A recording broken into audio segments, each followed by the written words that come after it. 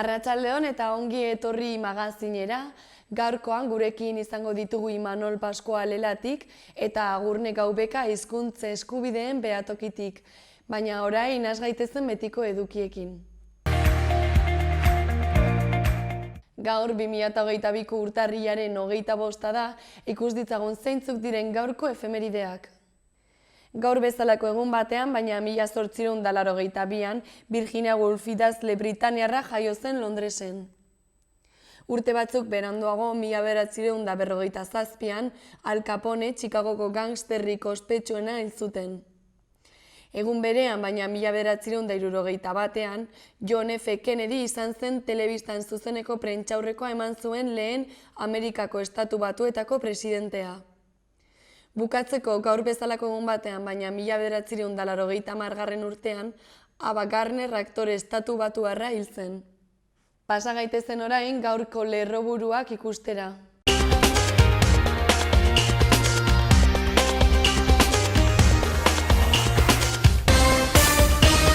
Arratsaldeon eta ongi etorri bertan berri albistegira, gaur urtarrilaren 25 da asteartea, hauek dira Iruñerriak eta Nafarroak utzitako albiste nagusienak. 1757 COVID positibo berri erregistratu dira astelenean Nafarroan. 82 urteko emakume bat hilda Iraizozko etxe batean piztutako sutean.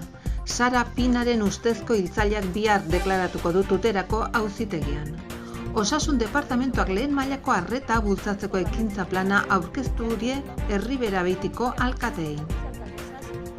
3,8 milioi euro erdialdeko 12 herritan eta uholdek eragindako Erriberan lubeta konpontzeko kostua. Nafarroak 71 proposamen aurkeztu ditu zahartze aktiboa, etxe bizitza, lanbide heziketa edo ekintzailetza bezalako gaietan landa ikuspegia barne hartzen duen legeria lortzeko. Iruñak berriz ere konstituzio plaza badu 1978ko konstituziori eta transizioaren espirituari omenaldia eta intzatespena egiteko. Adur Etxezarreta Aresoko gaztea Pekingo neguko Olinpiar Jokoetan lehiatuko da. Ilustrazio arkeologikoa protagonismo hartzen du historia horretik 19. mendera arte, Nafarroko aztarnategi nagusiak zeharkatzen dituen liburu batean.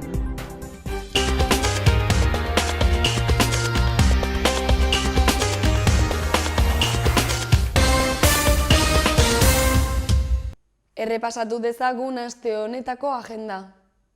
Bihar arratsaldeko 7etan Bekatorosak liburuaren aurkezpena egingo dute Arrotun. Egun eta ordu berean, baina Zibibox Kondestablen kamera eta ganbara erakusketaren mahai ingurua izango da. Bestalde, bihar ere arratsaldeko 6etan Burlatako kulturetxean komikitailerra Belatzen eskutik 14 urtetik gorakoentzat.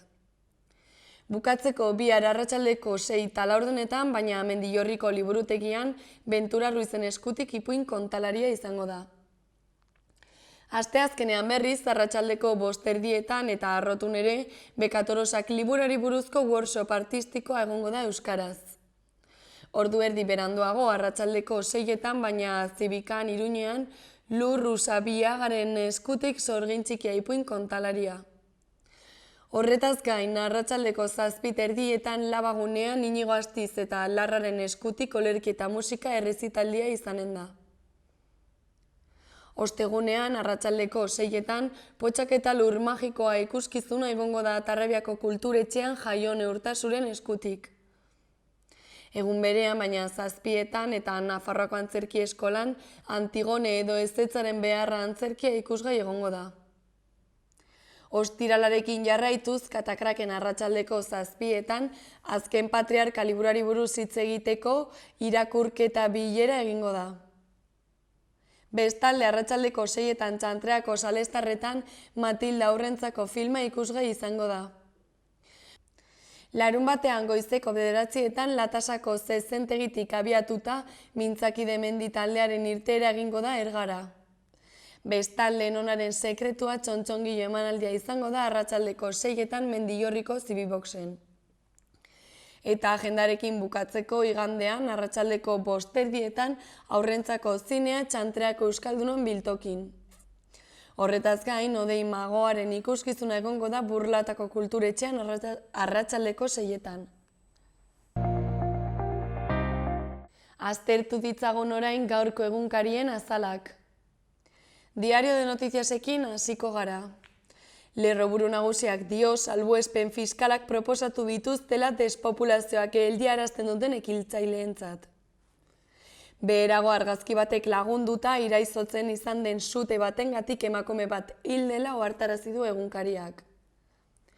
Horretaz gain Diario de Noticiasek azpimarratu du Elizako onartzen duela bereak ez diren 1000 bat ondasun dituela. Goiko aldean hori azpimarratuta alde batetik adimen artifiziala ikasgeletara heldu dela ohartarazi du. Ondoko lerroburuak ordea horrela dio, bidai bisuala arkeologian barrena. Bestalde, piezen krisia dela eta Volkswagenek ekainaren 30 arteko aldi baterako lan erregulazioa proposatu duela nabarmendu du. Hurrengo lerroburuak horrela dio, genero arrakala Nafarroan zereginen banaketan. Horretaz gain, azken hilabetean egoitzetan COVID-aren ondorioz 14 hildako izan direla azpimarratu du egunkariak. Bestalde, hitzarmenaren erreformari buruzko akordio baterako funtsezko astea izan dela nabarmendu du. Eta bukatzeko Bengoetxea 6. agurra otsailaren 26 atzeratu dela ohartarazi du. Orain Diario de Navarrara pasako gara. Lerroburu nagusiak dio Nafarroako indartze txertoa moteldu egin dela 60 urtetik beherakoen artean. Beherago argazki batek lagunduta horrela dio lerroburuak, Konstituzio plaza. Ondoan gorriz horrela idatzi du Diario de Navarrak, 82 urteko emakume bat hilda iraizotzeko bere etxean izandako sutean. Goiko aldean grisez azpimarratuta asteko 2. zenbakitik 8 Herriberri kalea adierazi du egunkariak. Bestalde errugbia txikientzako adierazi du eta bukatzeko adimen artifiziala ikastetxetara heldu dela azpimarratu du. Gararekin jarraituko dugu orain. Azalaren lerroburu nagusiak dio zioetan presioa jaitsi egin dela eta heriotzen kopuruak 7 egunetan gora egin duela. Ondoko lerroburuak horrela dio, 16.853 euro estatuko segurtasun indarrak zuritzeko. Bestalde, Ameriketako estatu batuen alarmismoak Moskua haserretu duela azpimarratu du egunkariak. Ondoan, erreportaje baten izenburuak horrela dio, iraganeko aztarnak eta kezka azaleratu dira Kurdistanen. Bukatzeko Tamara Tenenbaum idazlearen aipua azpimarratu dute eta horrela dio, eroso sentitzen naiz kaosetik gertu bizitzen. Berria egunkaria aztertuko dugu orain. Lerroburu nagusiak dio Osakidetzak adierazi duela medikoak falta dituela eta ezin dituela postuak bete. Beherago argazki batek lagunduta horrela dio lerroburuak, afixak kendu dituzte, Gasteizko geltokietan abortatzeko eskubidearen aurka jarri zituzten kartel batzuei erreferentzia eginez. Honen azpian, alde batetik, kronika liburuan Txillardegiren hainbat idatzi bildu dituztela nabarmendu du berriak. Beste aldetik, Angelat Rodríguez, Espainiako gobernuko berdintasun idazkariaren aipua nabarmendu du. Zaintzarako eskubidea zerbitzu publikoek babestu behar dute. Horretaz gain, NATOk Europako ekialdera indar eta baliabide militarrak bidali dituela azpimarratu du. Bestalde, Alex Aranbururen klasikoen eizara izenburua azpimarratu du. Eta bukatzeko Beasainen 2019an bortxaketa bat egitea leporatu zioten gizonak delitua onartu duela ohartarazi du egunkariak. Euskal Herria irratia bukatzeko. Lerroburu nagusienak dio, orain plaza eskaini badiote ere, bere garaian konstituzioaren aurkako botoa eskatu zuela UPNren fundatzaile Aizpunek. Bestalde Euskal Herria irratiak Maiorga Ramirezen aipua azpimarratu du eta horrela dio. Inork uste badu gu erditik kenduta EAko afiliatuen indarra apalduko duela oker dabil. Eta bukatzeko Hego Esibarko udalak LGTBIQ+ banku baten aurkako pintaketa gaitzetsi duela nabarmendu du.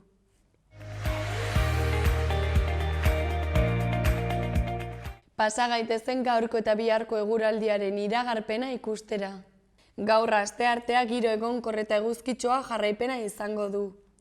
Eguraldia ezer gutxi aldatuko da eta ildo beretik jarraituko du. Goizean goiz barnealdian izotza egingo du eta lainoguneak agertuko dira batez ere Araba eta Bizkaia mendebaldean. Gainerakoan zerua oskarbi egongo da, hego eta hego-ekialdeko haizea ibiliko da, arratsaldean, kostaldean brisa ibil daiteke eta temperatura maximoek berdintsu jarraituko dute. Asteazkenean antzerako eguraldia izango dugu. Beste egun batez giroa eguzkitsua izango da eta goizaldean, goizean goiz eta egunaren amaieran barnealdeko hainbat lekutan izotza egingo du. Egunaren hasieran lainoa agertuko da batez ere hegoaldean eta hego-sagaiko haizean nagusituko da arratsaldean, kostaldean brisa ibiliko da. Temperaturan ez da gora berandirik izango bereziki hegoaldeko zenbait tokitan maximoak apur bat igo daitezke.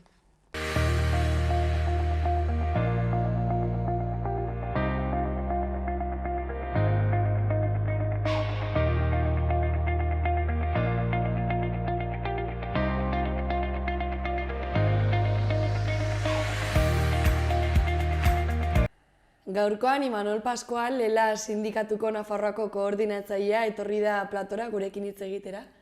Kaixo, egunon? Kaixo. Zer moduz? Ongi, oso ongi. Egun hauek intensoak, baina ongi. Imaginatzen.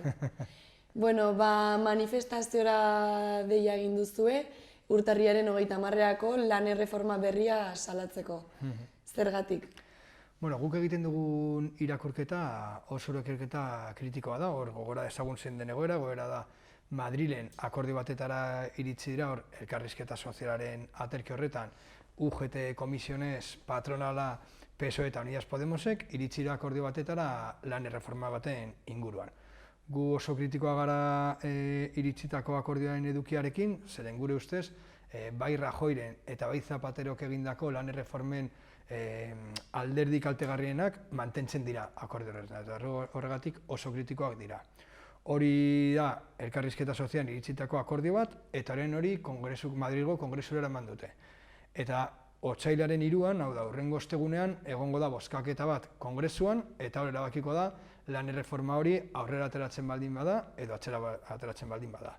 Gure zorionerako, Unidas Podemos eta PSOEk ez daukate behar duten gehiengoa kongresuan erreforma hori onartzeko, orduan badaude beste alderdi politikoen bozkak erabaki horrak izango direnak. Besteak beste, Euskal Herrian ordezkaritza daukaten alderdi politikoena. Hau da, bai EH Bildu, bai AJ eta baita ere UPN. Orduan guk igandeko manifestazioan egin nahi duguna da alderdi politikoei zuzenean exigitzea dekretu horren aurkako bozka ematea. Horrek ahalbidetuko duela berriro ere hasteko beste prozesu bat eta benetan derogatzeko, indargabetzeko Rajoyren lan erreforma.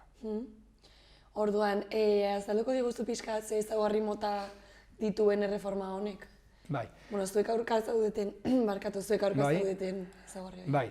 Edukien hor baitare, edukien eta formen inguruan. Hasiko naiz igual, formen inguruan, lan erreforma hau arautu nahi da dekretu baten bitartez. Eta hori gure ustez ere antidemokratikoa da, zen azkenean dekretu baten bitartez egin nahi duzunean, hori eztabaida parlamentarioari uko egitea da. Eta hori bere garaian, 2010 urtean, asko kritikatu zitzaion Rajoyri, eta orain PSOE eta Unidas Podemosek egin nahi dute berdina, ez dekretu baten bitartez. Hori formen inguruan.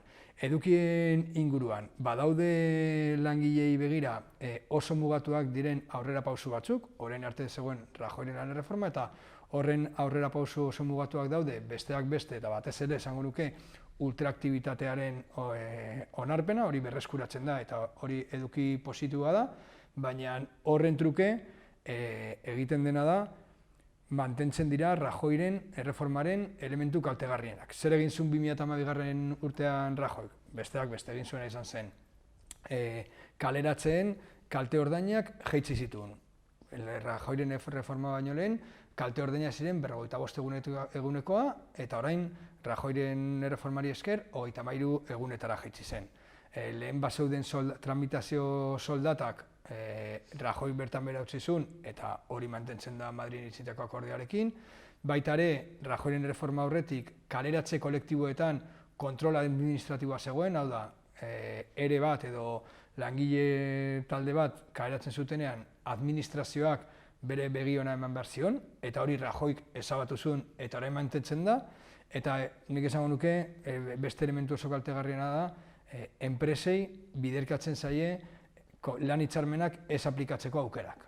Lehen enpresa bat hitzarmen bat indarrean zegoenean, iaia derrigortuta zegoen hasieratik bukaera arte hitzarmen hori aplikatzea, eta Rajoyren reformari esker, eta hori ere mantentzen da reforma honetan, enpresak badaukate 11 aukera lan hitzarmen horiek ez aplikatzeko. Eta elementu guztiek mahai gainean jarrita, gure ustez oso kaltegarria da Madrilen iritsitako akordioa, eta horregatik gure apostua da baldintzatzea bozkaketa hori eta ezezko bozka eskatzea. Eta, ez dakit erantzuna sei izango den, baina zergatik uste duzu gobernu aldaketa egonda, zergatik ez duten Rajoyren erreformarekin apurtuta berri bat sortu, baizik eta bazegonarekin aldaketa batzuk egin? Gure ustez, Rajoy gobernura iritsi zenean, iritsi zenetik 50 egun bere izan zituen Rajoy bere erreforma onartzeko. Orain eman ditugu 2 urte PSOE eta Unidas Podemosek reforma hori ez indargabetzeko. Eta gainera, ez indargabetzea aparte, egin dute izan da bere konpromesu elektorala bertan bera utzi dute. Eta orain dela, nik esango nuke, orain dela 2 hilabete, entzuten bagenion Yolanda Díaz ministrari, behin eta berriz esaten zuen indargabetu behar zuela bere osotasunean lan erreformari eta bukaera ez da hori, ez? Eta gure ustez hori oso kezkagarria da, eta azkenean ezkerreko alderdiak gobernura iristen direnean eta horrelako gauzak eta beren konpromezuak betetzen ez dituenean, guretzat eskuin eta ultraeskuinari ateak irekitzen dizki hori. Eta guk uste dugu langilei begira eta gizarteari begira oso berri txarra da ezkerreko alderdiak bere hitza betetzen ez dutenean. Eta gainera, hori egiten baldin bada UGT eta Komisionen akordioarekin, egia da panorama oso iluna eta oso kritikoak horrekin. Imanol, argi dago zuek eskatzen duzuena dela lan erreforma hau aurrera ez ateratzea, ez? Baina zuek ze ezaugarri motak eskatzen dituzue lan erreforma baterako? Guk uste dugu egin behar duguna da eskubideak berreskuratu. 2008 urtean krisi ekonomikoa egon zen eta hori balio du zuten, eta urte horietan 2008tik 2012 urtera arte krisi horren aitzakia hartu 2 lan erreforma egin ziren. Zapaterorena 2010 urtean eta Rajoyrena. Eta horren azalpena izan zen krisi ekonomikoa zera medio. Eta guk uste dugu orain egin behar duguna da gure eskubideak berreskuratu. Eta 2 lan erreforma horiek kendu zizkiguten eskubideak berreskuratu. Bai, lehen komentatu du, kaleratze kolektiboen kontrol administratiboa, kaleratzeen kalte ordainak igotzea, eta hainbat eta hainbat. Eta baita ere, Zapatero 2010 urtean egin zuen lan erreforman, hor gauza bat egin zuen Zapatero izan zen, hitzarmen estatalei aplikatzeko lehentasuna daukaten Nafarroako hitzarmenen aurrean. Eta hori guk, hor teknikoki esaten da, negoziazio kolektiboaren estatalizazioa, ez? Eta azken finean, hori oso berri txarra da Nafarroako langileentzat, zen azkenan guk aldarrikatzen duguna da, Nafarroako langileak eskubidea izatea bere lan baldintzak arautzeko. Hori guk defendatzen duguna. Eta Zapateroren erreforma eta orain indarrean mantentzen dena, hori ez du bermatzen, eta aukera ematen dio Madrilen egotea hainbat eta hainbat hitzarmen Madrilen negoziatzen direna. Adibidez, hemen Nafarroan asko aplikatzen den hitzarmen bat, batez ere Nafarroako herriberan da, konserbas vegetales deitzen den hitzarmen hori, eta hor, espreski esaten da, espreski debekatzen da, Nafarroan, estatuko hitzarmen horretan, espreski debekatzen da, Nafarroan hitzarmen propio bat edukitzea. Eta hori guk uste dugu, lehentasuna bat dela, eta horriokin bukatu behar dugula, eta Nafarroan eta bermatzea benetan, Nafarroako langileek, inongo ingerentziarik gabe, beraien lan baldintzak arautzeko eskubide hori. Orain, urtarriaren 30-ari begira, zuentzako zenbateko garrantzia daukan mobilizatzeak eta jendea ere bai mugitzea eta manifestaziora joatea? Bai, guk uste dugu ezinbestekoa da. Azken finean, askotan ez da bakarrik sinatzen denaren edukia, baizik eta nola saltzen den, ez? Eta hor entzuten baldin badugu, bai Yolanda Díaz, baita ere Pedro Sánchez, UGT eta Komisioneseko bozeramaileek hor mantentzen dutena da akordio horri esker prekarietatearekin bukatu dela. Eta guk uste dugu mezu hori oso okerra dela eta oso txarra dela langileentzat, zen azkenean hor zuk transmititzen duzuna da langileak lasai egotea, ez da beharrezkoa beraiek langileak antolatzea, zeren ezkerreko gobernu honek beren eskubideak bermatu ditu, ez? Eta guk uste dugu hori erabat okerra dela. Guk uste dugu eta gure apostua eta gure beharra da Nafarroan gero eta langile gehiago barneratu behar dute bere lan baldintzak hobetu nahi badituzte bere lan zentroetan antolatu behar direla. Hori ezinbestekoa da. Hemen prekarietatekin bukatzeko, lan merkatuan oso prekario den lan merkatu horrekin bukatzeko, ezinbestekoa da langileak bere lan zentroetan antolatzea. Eta hori da eraren apostua. Eta hori ere kanalizatzeko eta hori gauzatzeko, egingo dugu igande honetan, goizeko 12an, autobus geltoki zaharretik manifestazio hori, eta guk espero dugu manifestazio jendetxo izatea. Orduan, egun horretarako zuen aurreikuspena da hori jendetxoa izatea? Bai, guk hori. Mobilizazioa deitzen dugunean, mobilizazioak lantzen ditugu eta lan zentroetan lantzen ari ditugu mobilizazioak, eta guk nahi duguna eta horretarako egiten ari dugu lanketa berezi hori Iruñeko kaleak, igande honetan azkenean bozeramaile izatea lan zentroetan dagoen haserre hori eta mezu gainera zuzen batekin, eta egia da egoera txar batean gaudela eta baldintzak ez direla baldintza onak, baina errealitatea da hurrengo ostegunean, otsailaren 3an egongo den bozkaketa baldintzatzeko aukera dauzkagu. Eta hori da momentu honetan daukagun aukera bat, eta hori bukara arte estutu behar dugu. Oso ongi. Eta hemendik aurrera orduan zer, bai legea ez da onartzen, edo legea onartzen da eta aurrea baldin badoa, zein da zuen aurreikuspena? Hor, hipotesi ezberdinak egon daitezke, hurrengo ostegunean Madrilgo Kongresuan 3 gauza gertatu daitezke. Batetik, lan erreforma dagoen moduan onartzea, hori da aukera bat, bestea hori bertan bera ustea, eta 3. aukera da onartzea dekretua, baina onartzea baita ere dekretu hori lege baten bitartez arautu behar dela. Eta horrek suposatuko luke, tramite parlamentario bat hasiko litzatekela, eta hor egongo litzateke hilabete batzuk baldintzatzeko eduki hori. Eszenatoki batean zein bestean guk argi daukagu. Lan erreforma, Rajoyren lan erreforma indargabetzeko aukera da hori ezezko bozka, eta hortik aurrera gure erronka eta langileen erronka izango da berriro ere, eta horretan nik uste dut insistitu behar dugula da langileak beraien lan zentroetan antolatzea. Hori da, gero egongo dira esparru batzuk non orokortuko ditugunak aldarrikapen horiek, igandeko manifestazioan, baina batez ere indarra jarri behar dugu lan zentro bakoitzetan langileek antolatzea eta muskul hori edo indar hori ateratzea. Oso ongi. Orain Imanol zeo zer gehiago gehitu nahi baldin baduzu, zure txanda? Ez, hor azkenean beti izaten dugu, edo Nafarroan zoritxarrez ondo ezagutzen dugu zeintzuk diren elkarrizketa sozialaren mugak, eta ze iruzurra den langileentzat elkarrizketa soziala. Azken finean, elkarrizketa soziala patronalari beto eskubidea ematen dio, eta patronalak hori erabiltzen du. Rajoyren lan erreforma ez zen egin elkarrizketa sozialaren esparru horretan, hori izan zen unilateralki Rajoyk onartu zuena. Eta orain eskerra, edo ustezko eskerra gobernuan dagoenean insistitzea elkarrizketa sozialean eman behar direla akordioak, guretzat oso eszenatoki txarra da langileentzat, hor patrona azken finean da hortan irabazten duena, eta oso eredu argia izan da gertatu dena tramite honekin. Bueno, orduan Imanol honekin bukatzen dugu elkarrizketa, eta eskerrik asko etortzagatik eta gurekin hitz egiteagatik. Venga, zuei eta horrengora arte. Hori da.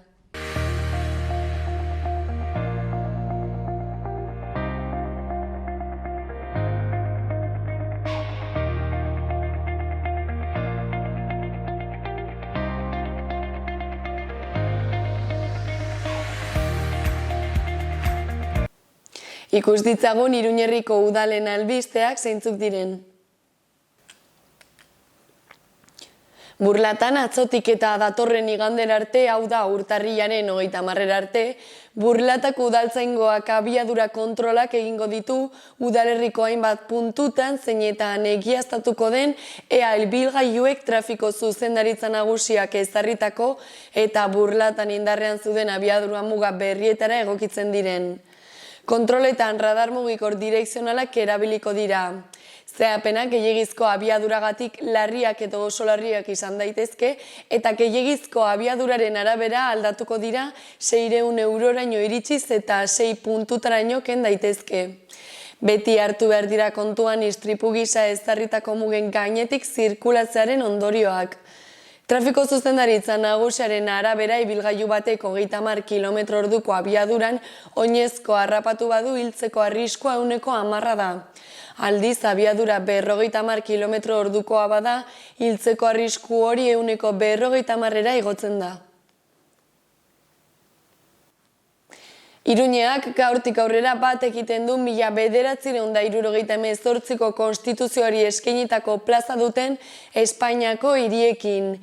Baluarte Biltzar Jauregia eta auditoriumak kokatuta dagoen oinezkoendako plazak gaur goizean estreinatu du Konstituzio Plaza izendapena, konstituzioari eta trantsizioaren espiritua delakoari omenaldia eta aintzatespena egiteko. Iruñeak berriz ere Konstituzio Plaza bat du, izan ere 19. mendeko aldi batzuetan Gazteluko plazak izen hori hartu zuen. Enrique Maia Iruñeko alkateak eta udalbatzako hainbat kidek hartu dute parte gaur goizean Konstituzio Plaza izena daraman plaka estalgabetzeko ekitaldian. Plaka baluartek txarteldegi gisa eta sarrerak saltzeko erabiltzen duen erdilekuan jarri da.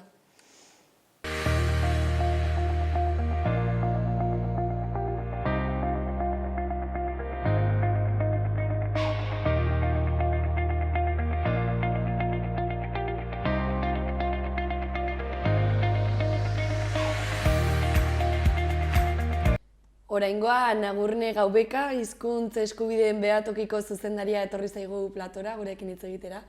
Kaixo egunon, zer moduz? Kaixo egunon, ongi, bai. Bueno, Agurne, zuek esaten duzuen Nafarroako administrazioen arreta zerbitzuetan eta administrazio elektronikoan herritarren eskubideak urratzen direla, zergatik? Bai, bueno, pasadan astean egin genuen agerraldia, kasu honetan UEMA, Udalerri Euskaldun Eman Komunitatea eta hizkuntz eskubideen behatokia agertu ginen parlamentuan. Eta pixka bat salatzen genuna hori zen, ez? Batetik administrazio elektronikoan, hau da, bai webguneetan, baino baita bestelako eginbideak gaur egun elektronikoki egiten direnak, guzti horietan ezela euskaraz egiteko aukerarik apenas zela. Eta bestetik, hori ez, badirela gero eta gehiago Nafarroko gobernuak eskaintzen ditu herritarrekiko zerbitzu batzuk, pixka telematikoak, zuzeneko arreta telematikoa, chat bidezkoa, horrelako baliabideak ere baditu, bestalde tresna pila bat sortzen dira, bai app-ak eta bestelako eginbideak egiteko aukerak, eta guzti horietan ez dela euskara kontuan hartzen edo beranduago ateratzen direla errekurtso horiek euskaraz, askotan era traketxean, eta hor esaten duguna da, herritarrek ez dituztela beraien eskubideak, hau da, euskara administrazioarekin harremantzeko, euskara erabiltzeko aukera ez dutela behar bezala bermatua. Bai, Agurne, igual zaila izango da erantzuneu, baina zergatik uste duzu oraindik gaudela egoera honetan euskarari dagokionez? Zergatik hainbeste zailtasunez euskara hori eskaintzeko? Bai, aipatu behar dugu Nafarroko araudiak batik bat administrazio elektronikoari begirako eginbide guzti horietan aurre ikusten duela, jada herritarrek badutela eskubidea, Nafar guztiek eskubidea dutela euskaraz nahi gaztelaniaz eginbide horiek egiteko eta webgune publiko guztiak euskaraz eukiteko, ez? Zein da arazoa? Batetik horri lotuta naiz eta hori esan araubideak, badakigula bestelako arau batzuk daudela, non ez dituzten behar bezalako neurriak eskaintzen batik bat langilei begirakoa. Hau da, errekurtso horiek sortzen dituzten langileak ez badira gai euskara sortzeko, eta bestalde arreta telematikoa ematen duten langileak ere ez badakite euskara, nekez lortuko dugu hori, ez? Orduan, azkenean da, araudia nolabait moldatu behar da eta bermatzaileagoa izan behar da, baina bestalde horri lotutako neurriak hartu behar ditugu. Hau da, Nafarroko Gobernuaren departamentu guztietan beharra adina postu sortu behar dira euskarazko arreta eskaintzeko, eta ez hori bakarrik, errekurtso publikoak eta telematikoak edo bestelako errekurtsoa sortzen dituzten langileak ere gai izan behar dira errekurtso horiek euskaraz sortzeko, ez? Eta hori da bat, dagoen azkenean oztopo handiena, ez? Zaten ari dira Nafarroko Gobernutik, baietz, arrazoia dugula, guztia euskaraz egon beharko litzatekela, Ramirez jaunak berak onartzen zuen baietz oso geldo dijoala errekurtsoak euskaratzeko prozesua, hortan neurriak hartuko dituztela, baina bestalde hori nolatan, ez dakite, kondenatuko gaituzte beste 10 urte dena euskaratu arte, eta kontuan gainera hartu behar dugu errekurtso telematikoak behin eta berriz berritzen ari direla, gauza berriak sortzen ari direla.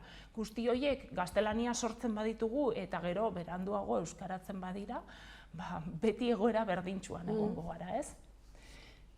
Bai, uste dut oso argi azaldu zula ezin den egoera eta zer den zuek eskatzen duzuen. Orduan, nire galdera da, zuk aipatu zu araudiarena, zuek araudi hori aldatzea eskatu diozue parlamentuari, zein izan da erantzuna? Bai, azkenean, parlamentuak pixka bat egin behar duena da alde batetik hori araudi aldatu, eta era berean parlamentuko alderdiei eskatzen diegu ere Nafarroko Gobernuari pixka bat neurriak eskatzeko ere, ez? Erantzuna eman digutena alderdi ezberdinek da, pixka bat egoeraz beraiek ere jabetzen direla, baina, administrazioan batzutan geldo mantzo joaten direla gauzak eta egingo dutela. Guk pixka bat zalantzak ditugu horren inguruan, batik bat betikoa, ez? Oztopo nagusia kasu honetan araudia bera izaten ari delako. Hau da, onartzen dute, adibidez, UEMako udalek salatzen zuten egoerari buelta eman beharra dagoela, adibidez, UEMako udal batek administrazioarekin egin bide bat euskaraz egin nahi badu hori egiteko aukera izan behar duela, baina zein da kontua, bestelako udal batzuek eremu mistoan edo euskaldunan daudenean, edo herritarra beraiek, ez, eremu misto edo euskaldunean badaude, hoiei esaiela behar bezalako bermea ematen, ez? Orduan, ikusiko dugu ea zer gertatzen den. Errealitatea zein da, hemen datuak ekarri ditut, eta datuen artean, momentu honetan, datu hauek atera genituen 2008ko urrian.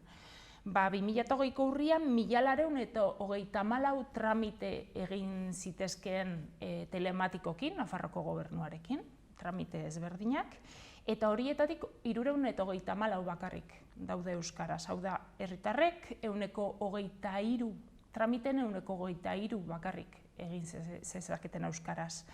Eta bestalde atera genituen ere administrazioen datuak, eta dira 778 tramite egin dezaketela udalek elektronikoki, eta horietatik 20 bakarrik, 20 ematen dute euskaraz egiteko aukera, hau da 2,5. Eta hori suposatzen denean legeak esaten duela herritar batek edo udal batek euskaraz tramite elektroniko bat edo webgune bat euskaraz bizitatzeko aukera izan beharko lukela, ez? Eta horrela daramatzagu urteak eta urteak. Orduan gure kezka da hori, noiz aldatuko da hau, eta batez ere nola aldatuko duzu. Nola aldatuko duzu, ez baduzu errekurtzorik horretarako dena itzulpengintza zerbitzuetan ezin dugu jarri. Batetik ez delako batere efektiboa, hau da, ez dira errekurtsoak aldi berean gaztelaniaren parean ez dira ateratzen, itzulpengintza zerbitzuak saturatzen dira erabat, eta bestetik, zerbitzu publiko bat den heinean, errekurtso horietan diru gehiago gastatzen ari zarelako, esan nahi dut, askoz merkeago ateratzen zaizu langile bat gaitua euskaraz eta gaztelaniaz hartatuko duena herritarra eta zerbitzuak euskaraz eta gaztelaniaz ateratzeko gai dena, ez zerbitzu horiek denbora guztien itzulpengintzara bidaltzen egotea baino, ez? Hor dugu arazoa, bai. Bai, Agurne, orduan, zergatik uste duzu, bai administrazio publikotik eta bai talde politikoetatik ere bai, zergatik erakusten dute edo daukate ekintzaietasun falta hori, ez, egoera aldatzeko? Lehen esan dudana, hemen borondate gutxi dagoelako alderdi batzuen aldetik araudia aldatzeko, batez ere eremu misto eta ez euskaldunekikoa, baina bestalde ere borondate falta dagoelako zerbitzu zentralak direnetan, hau da, Iruñean kokatuak daude, Nafarrok hartzen ditugun zerbitzu guztiak. Horietan baliabideak ezartzeko, hau da, lanpostu euskaldunak sortzeko. Euskaraz dakiten pertsonak kontratatzeko eta horiei begirako deialdiak egiteko. Hor dago koskandiena eta hor da alderdien artean ere ezberdintasun handienak daudenak eta planteamenduetan ere mugak jartzen dituztenak, ez? Eta guk pixka bat agerraldi hortan, parlamentuko agerraldi hortan erakutsi nahi genuena da zein den UEMaren errealitatea. Hau da, udalerri euskaldunek realitatea. Gehien bermatuak eduki beharko lituzketen, eskubidea gehien bermatuak eduki beharko lituzketen udalerrietako pertsonen realitatea zein den. Guk pixka bat jartzen genien alderdiei da, hau da, udalerri euskaldunetan pasatzen dena. Non, suposatzen da Nafarroko gobernuak tresna guztia jarri beharko lituzken zerbitzu guztiak euskaraz eta gaztelaniaz emateko. Beraz, eremu misto eta ez euskaldunean zer gertatzen da. Hau da, gero gainera badago beste premisa bat, eta da pertsona bat internetez sartzen denean Nafarroko gobernuaren web orrialde batera, honi zar naiteke Tuteratik edo Iruñatik edo Baztandik, eta hori Nafarroko gobernuak ezin du detektatu. Eta zerbitzu berdina eskaini beharko litzaioke herritar horri, ez? Orduan, hor ikusten dugu, benetan, egoerak guretzako berdintsu jarraituko duela. Bai, agian webgune batzuk euskaratuko dituzte, baina webgune horretan aldaketak berriz egin behar direnean, berriz arazo berdina edukiko dugu. Itzulpengintzan zerbitzu betara bidali beharko da, norbaitek eskatu beharko du bidaltzea, herritarrak behin eta berriz ari dira eskatzen. Beste arazo bat duguna ere, eta hortan alderdiak bai ez direla asko zentratzen, ez? Zerbitzu telematiko ez hitz egiten da, baina ez dituzte kontuan hartzen adibidez, arreta telefonikoko zerbitzuak, edo departamendu batera, naiz eta lehiatila batez izan, Nafarroko gobernuko departamendu batera deitzen dugunean, hor telefonoa hartzen duenak ze gaitasun duen. Horretaz ez da hitz egiten, eta guri behintzat herritarrek esaten digutena da, Nafarroko gobernuaren zerbitzu zentral batera deitzen dutenean, dena delakoa departamendua, aurkitzen dutena da, beti-betiko erantzuna izaten dela, me lo puedes repetir en castellano, si no te importa, pasamos al castellano, ez naiz gai euskaraz hitz egiteko, eta pisu hori, ez, herritarrarengan jartzen dute. Herritarrak aukeratu behar du, zerbitzu hori nahi badu, edo erantzun bat behar badu, azkenean gaztelaniaz egitera behartzen dutela, ez? Eta hori ere alderdiek ez dute kontuan hartzen, eta ez dute kontuan hartzen batik bat hor lanpostuen gaia dagolako beti-betikoa, ez? Oraintxe aipatu duzu Agurne, uste duzula aldaketa handirik ez dela egongo. Orduan hori galdetu behar nizun, zuek dagoeneko azaldu duzue zuen desadostasuna, orduan orain hori epe laburrean uste duzu aldaketarik ez dela egongo. Bueno, hor dugu Euskararen dekretua, gogoratu behar dugu 2017ko dekretu horri errekurtsoa jarri ziotela, eta epaitegietan baliogabetu zituzten hainbat artikulu. Orain iragarri dute, atera behar dutela dekretu berri hori, ez dakigu noiz, baina egia da guk hor ere eskatu dugula, hor badirela bestelako mekanismo batzuk ere lan deialdietan euskara eskatu dezaten, ez? Gure eskaria ez da bakarrik euskarak puntuatu dezan, baizik eta uste dugu beharrezkoa dela batik bat edo hasteko behintzat lanpostu zehatz batzutan euskara eskatzen has daitezen. Hor ere, ez dugu egin diren adierazpenen inguruan, ez dugu esperantza askorik, ez? Baina, behintzat, bai guk eskatzen duguna da, lehen ateratzea dena delako dekretu hori, ze momentu honetan duguna da, hainbat deialdi atera direla adibidez orain abendua eta urtarrila hasieran ere, hainbat deialdi atera dira, non alemana eta ingelesak berriz puntu bi zituzten eta euskara jakiteak ez zuen ez da puntuaziorik ematen, ez? Horren inguruan bai parlamentuan ere atera zen gaia eta guk bai eskatu genuen guk eta beste alderdiren batek ere eskatu zuen lanpostuak, hau da, herritarrei begirako lanpostuak ez direla leihatila baten atzean daudenak bakarrik. Departamentu guztiek behar dutela euskara plan bat egitea eta plan horretan zehaztea departamentu guztietan zeintzuk izango diren euskaraz zerbitzu emateko gai izango diren lanpostuak, ez? Azkenean, zirkuito batzuk ezarri beharko dira herritarrari zerbitzu hori euskaraz emateko. Eta, Agurne, orduan, epe luzeari begira, zeintzuk dira zuen aurre ikuspenak edo gutxienez, zer gustatuko litzaizueke zuei aldatzea edo gertatzea ez dakite urte hauetan, hurrengo urteetan zehar?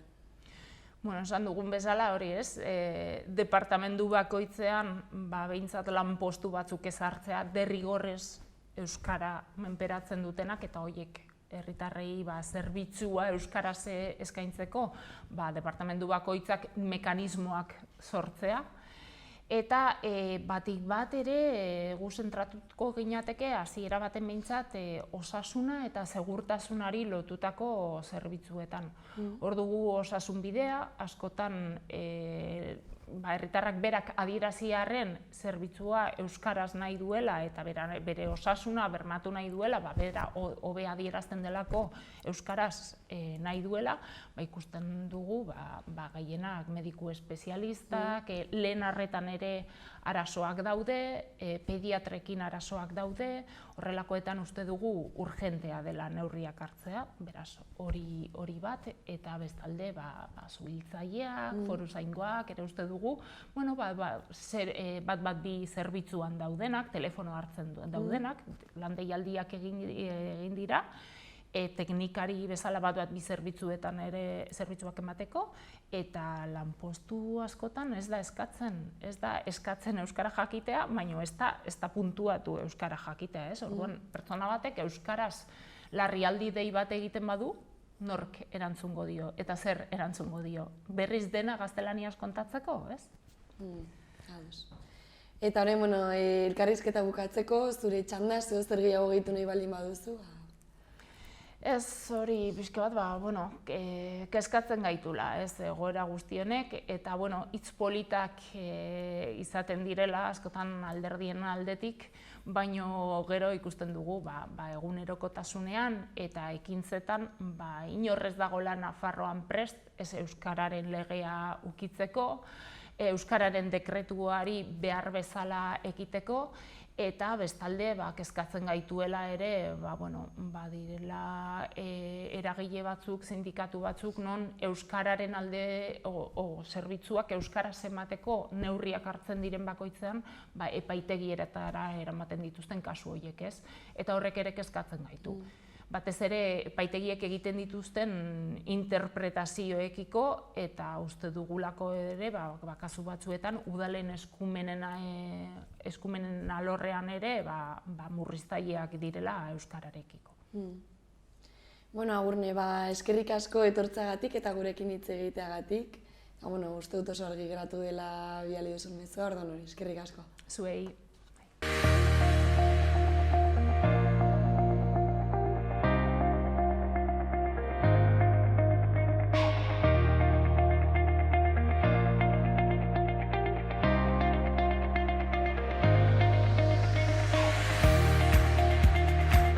Eta hau izan da guztiak gaurkoz, eskerrik asko zuen arretagatik eta bihar arte.